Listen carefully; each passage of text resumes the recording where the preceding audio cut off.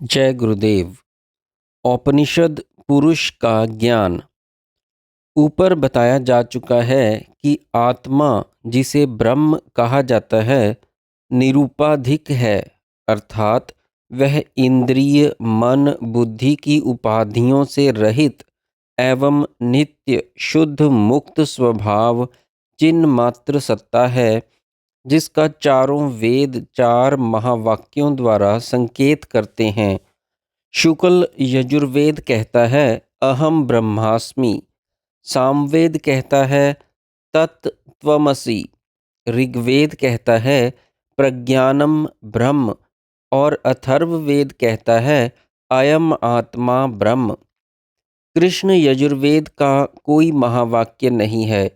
प्रत्येक महावाक्य में मुख्य दो पद हैं, एक सोपाधिक है और दूसरा निरूपाधिक, तथा तीसरे पद से उनकी एकता कही गई है। अहम त्वम प्रज्ञानम और अयमात्मा सोपाधिक आत्मा का और तत् एवं ब्रह्म पद निरूपाधिक आत्मा का लक्ष्य कराते हैं। उपाधियों का स्पष्टीकरण तीन प्रकार से किया जाता है और फिर व्यतिरेक द्वारा उनसे आत्मा का पृथक्करण किया जाता है। सोपाधिक आत्मा को जिन तीन प्रकार से समझाया जाता है, उनका क्रम यहाँ दिया जाता है। पहला, जागृत स्वप्न सुषुप्ति की तीन अवस्थाएं सोपाधिक हैं। इसी प्रकार दूसरा, अन्नमय प्राणमय मनोमय विज्ञानमय और आनंदमय पांच कोश भी सोपाधिक हैं। और तीसरा, स्थूल शरीर सूक्ष्म शरीर तथा कारण शरीर भी सोपाधिक हैं।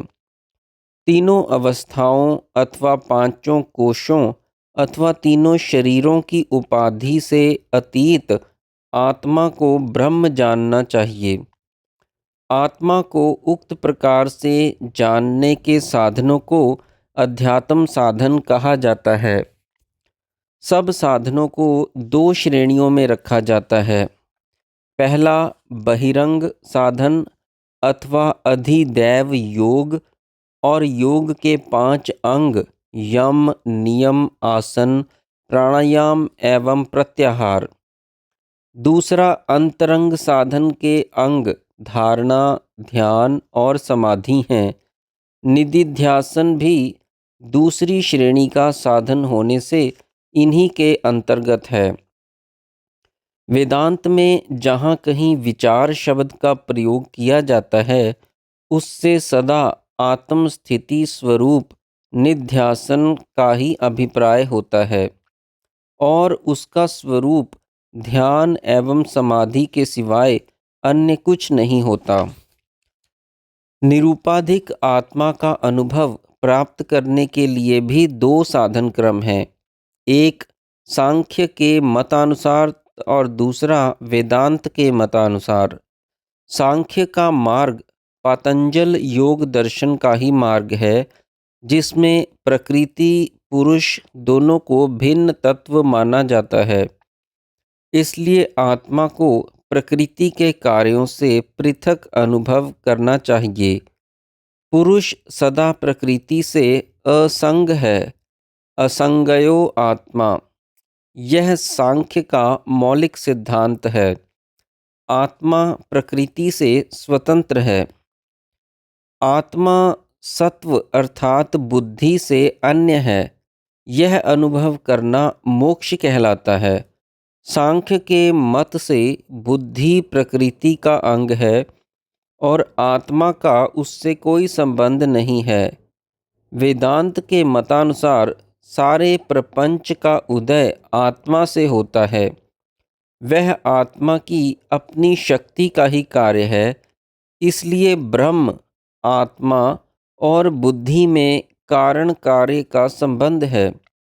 कार्य का प्रभव कारण से होता है एवं अप्यय अर्थात विलीनीकरण भी कारण में किया जा सकता है। यही साधन क्रम उपनिषदों में बताया गया है।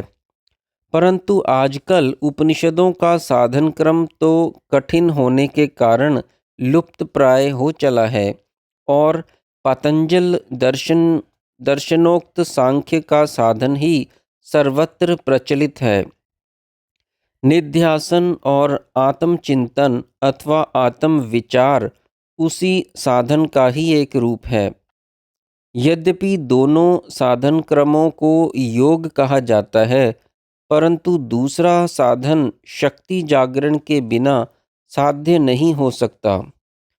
कृष्ण यजुर्वेदीय कठ, तैत्तिरीय और श्वेताश्वतर उपनिषदों में तो इस क्रम को प्रधानता दी गई है। अन्य उपनिषदों में भी जो प्राण विद्या कही गई है, उसमें भी इसी क्रम का विज्ञान बताया गया है। प्राण शक्ति का उदय ब्रह्म से होता है और फिर वही परिणित होते होते सारे प्रपंच का रूप धारण कर लेती है। जब उसके प्रति प्रसव क्रम का आश्रय लिया जाता है, तब वह भूमि, जल, वायु, अग्नि, आकाश और मन को अपने अपने कारणों में लीन करती हुई स्वयं भी मूल कारण आत्म तत्व में विलीन हो जाती है। प्रसव के विपरीत क्रम को अर्थात कार्य के कारण में विलीनीकरण के प्रति प्रसव क्रम कहते हैं। बहिर्यज्ञ योग एवं ईश्वरों उपासना और मंत्रों के अनुष्ठानों द्वारा शक्ति का जागरण किया जाता है, जो भिन्न भिन्न संप्रदाय अथवा आमनाय के भेद से गुरु परंपरागत पद्धतियों के अनुसार विविध विधानों से युक्त होने के कारण भिन्न भिन्न विद्याओं के नाम से जाना जाने लगा और फिर आर्ष, वैदिक, तांत्रिक एवं पौराणिक रूप धारण करके अद्यापि वैदिक, वैष्णव, शैव, शाक्त आदि संप्रदायों के नाम से किसी अंश में प्रचलित हैं। इन सब का लक्ष्य एकमात्र आत्मानुभूति कराना ही है, परंतु साथ साथ कामनाओं की पूर्ति के लिए भी उनका विनियोग किया जाता है, क्योंकि अन्य सभी सिद्धियां आत्मा की सिद्धि का ही गौण रूप हैं। ब्रह्मचर्य और प्राणोपासना। यद्यपि छांदोग्योपनिषद के 6 अध्याय में उद्दालक ऋषि ने अपने पुत्र श्वेत केतु को आत्मा का स्वरूप समझाते हुए तत्वमसि महावाक्य द्वारा उसका लक्ष्य जीव ब्रह्म की एकता की ओर कराया था, परंतु ज्ञान तो मृदित कषायों को ही होना संभव होता है।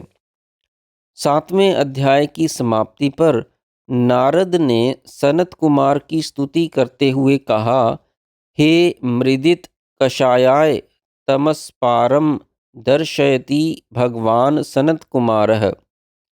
मृदित कषायों को ही अंधकार से पार लगाया जा सकता है। 8वें अध्याय में यह भी कहा है कि प्रत्येक प्राणी सुषुप्ति में ब्रह्म से युक्त होता है, परंतु उस पर अनृत का आवरण या पर्दा पड़ा होने से प्राणी उसे जान नहीं पाता और वह पर्दा ब्रह्मचर्य से फाड़ा जा सकता है। यज्ञ, योग, दान, तप जो कुछ भी किया जाता है, उसमें ब्रह्मचर्य का पालन ही मुख्य तप है। इंद्र ने 101 वर्ष ब्रह्मचर्य से रहकर आत्मा को जाना था, इसलिए मृदित कषाय होने के लिए अनेक साधनों का विधान किया जाता है। सब उपनिषदों में प्राणोपासना के विभिन्न रूप दिए गए हैं। नारद जी को सनत कुमार ने उपदेश दिया कि सारा शब्द ज्ञान नाम के अंतर्गत है। नाम से ऊपर क्रमशः वाक, मन, संकल्प, चित्त, ध्यान, विज्ञान, अन्न, जल, तेज, आकाश, स्मृति आशा और प्राण को बताते हुए उन्होंने समझाया कि प्राण का वेत्ता ही सत्य का अनुभव करके अतिवाद कर सकता है, अर्थात ब्रह्मवेत्ता होने का दावा कर सकता है, अन्य कोई नहीं। तत्पश्चात उन्होंने उद्गीत, साम, गायत्री और यज्ञों की सहायता से प्राणों की उपासना करने की विधि, फिर प्राणों की श्रेष्ठता दिखाकर वैश्वानर उपासना में प्राण, व्यान, अपान, समान और उदान के सारे विश्व को तृप्त करते हुए ब्रह्म का अनुग्रह प्राप्त करना, फिर अध्यात्म एवं अधिदैवत का संबंध दिखाकर वाक, चक्षु, श्रोत, मन के द्वारा प्राण को और उनके अधिदैवत अग्नि, सूर्य, चंद्र, पानी के द्वारा वायु को कार्य का कारण में विलीनीकरण करते हुए ब्रह्म प्राप्ति करना एवं अंत में हृदय की नाड़ियों के आश्रय प्राण को मूर्धा में ले जाकर आत्म प्राप्ति करना इत्यादि नारद को बताए।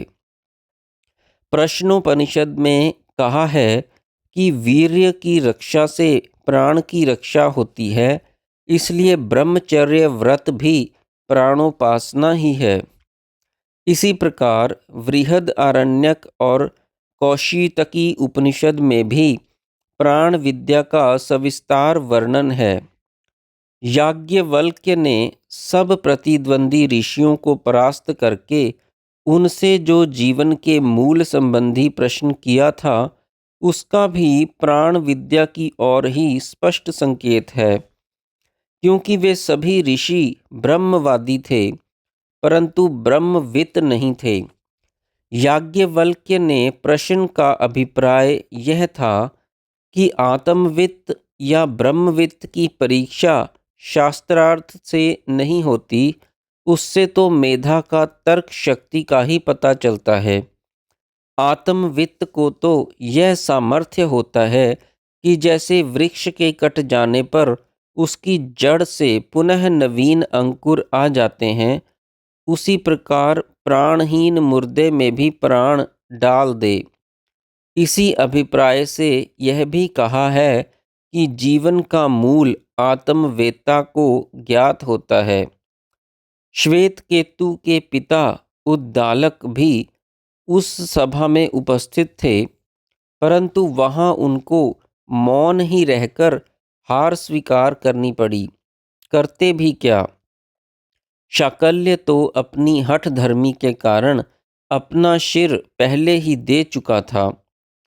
संक्षेप में उपनिषदों का साधन इस प्रकार कहा जा सकता है कि सूर्य ब्रह्मांड और चक्षु पिंड का नेत्र अथवा केंद्र है।